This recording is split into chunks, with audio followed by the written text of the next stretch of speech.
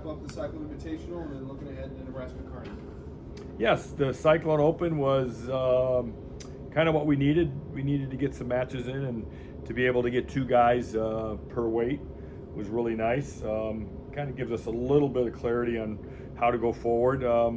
But this weekend's exciting. You know, you get to start over each weekend, and obviously we got to figure out 10 guys to wrestle Friday night, and then we're going to take the rest of the guys to Grandview. Maybe even a couple might double up on Saturday, and that'll be a long day. Always a big tournament, 600-700 people, athletes at that. So yeah, it was a good. I'll let you guys ask questions about individuals, but we get a big weekend here, then we get a weekend off, and then we get to go again. So. What were your biggest takeaways from the Cyclone Invitational? I thought some guys had some really good weekends. I thought Connor Hooten had a great weekend. I thought Rocky Elam, for being off the mat as long as he had been, had a great weekend, a real dominating weekend. Panero Johnson, I thought, had a really dominating weekend. Anthony Chimendia, I think, had a really dominating weekend. MJ as well. And Vinny and Isaac, they had to scrap it out a little bit, but those guys are really good competitors. I think their shape helped them win those matches. Overall, like I said, it was a good start.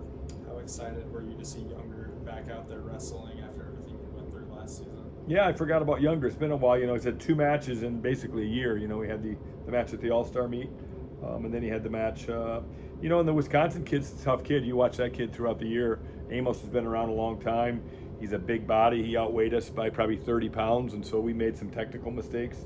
But Younger's toughness and his heart and his shape is what won that match, and I think that's exciting for us to know that he's winning matches with shape right now, this early in the season. So it was good to see him back out there. What are some technical adjustments that Younger needs to make when he's wrestling a bigger heavyweight like that? You just don't want to get caught under that weight. I mean, obviously, position's important in all weight classes, but it's especially important in heavyweight because 265 versus 235, something gives, and he found out. Probably took a bad shot, and defensively Amos was really tough there and scored on him, so he doesn't get taken down much, so he's got to figure that out. We talked about MJ post Cyclone Invite. You said you were talking Monday about his elbow status. What is the status? Good.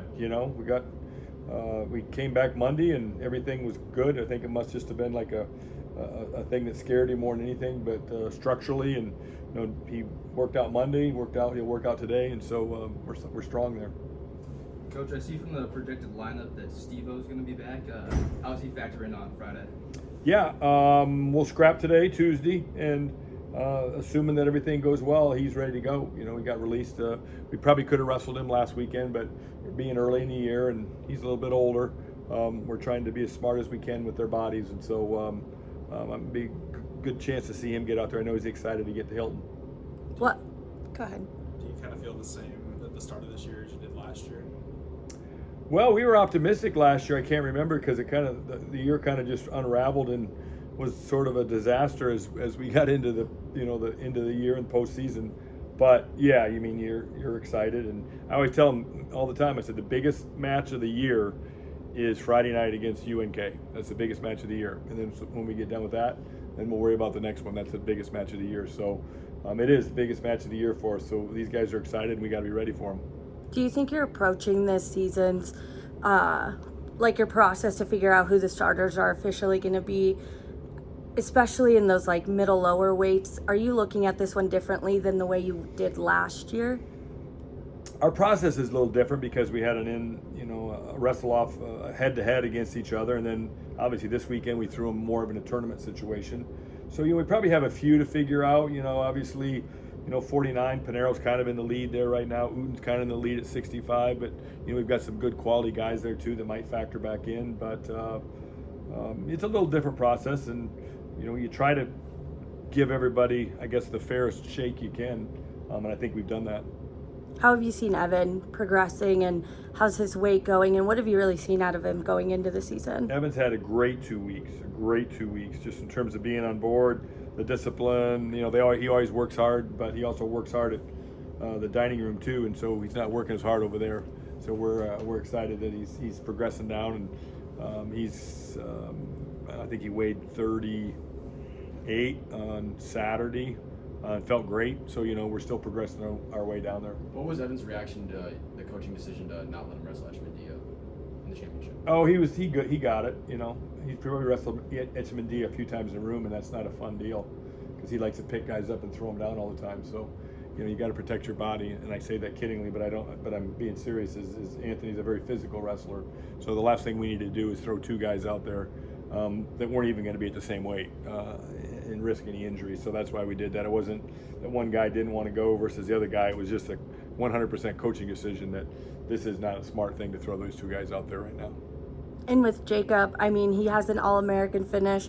Now he's really got a battle to try and get in that starting lineup. How have you seen him kind of navigating that? Well, he was a little banged up, but he's ready to go. We're going to weigh in a couple guys at 57. He's 49's easy for him, but we got to make sure Vinny's ready to go. He's burst is a little swollen, so we don't know exactly what we're going to do at 57. I think they're both going to get on the mat today, and we'll see how they feel.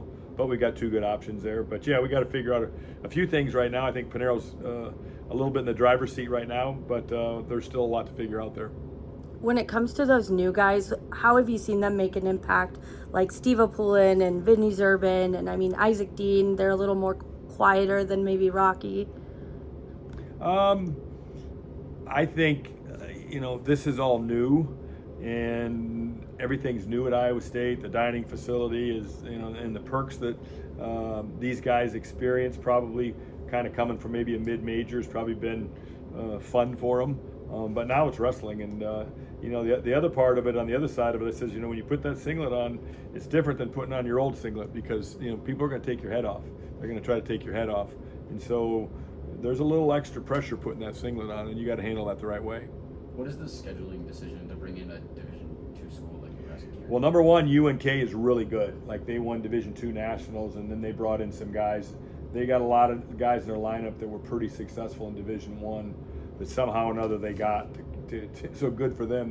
They did a tremendous job in the off season recruiting. These guys are not going to be an easy out, I can tell you. They will blow through Division II this year, and like I said, they've got a lot of Division I guys in their lineup. And when you go out there, you got nothing to lose. They're coming here. This is their Super Bowl, and so we have to understand that. We have to be ready for that. With their big heavyweights, they rank near the top, just like your heavyweights at the Division I level. Talk about that matchup and how important it could be, because it could really set off a season if one of your top 2 guys can't get the win. Yeah, we gotta be ready to go. We've seen those kids before. Howard's, we've trained the UNK coaches, Coach Jensen and Coach Sorensen, are former Iowa State wrestlers. So that's where that kind of connection goes to. So they reached out to me and wanted to come to Ames. So when they do that, they're not coming here to bring a B team. They're coming here to bring a really good team. And so we've been able to train with them a little bit in the off season. They've come to Ames to train. So we're familiar with UNK and some of their guys, and their 97 and their heavyweight are good, both really good.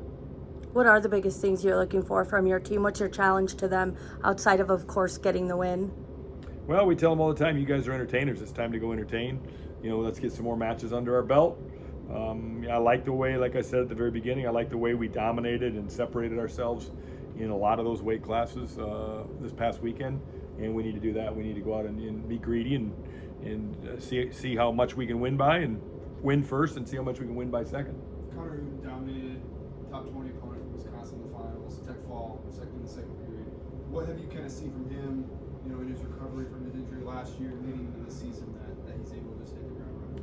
Well, Connor's an all-star in the training room. Unfortunately, he's been in there too much, so we got to stay out of the training room. But his rehab, according to our trainer Tim Wiesner's been.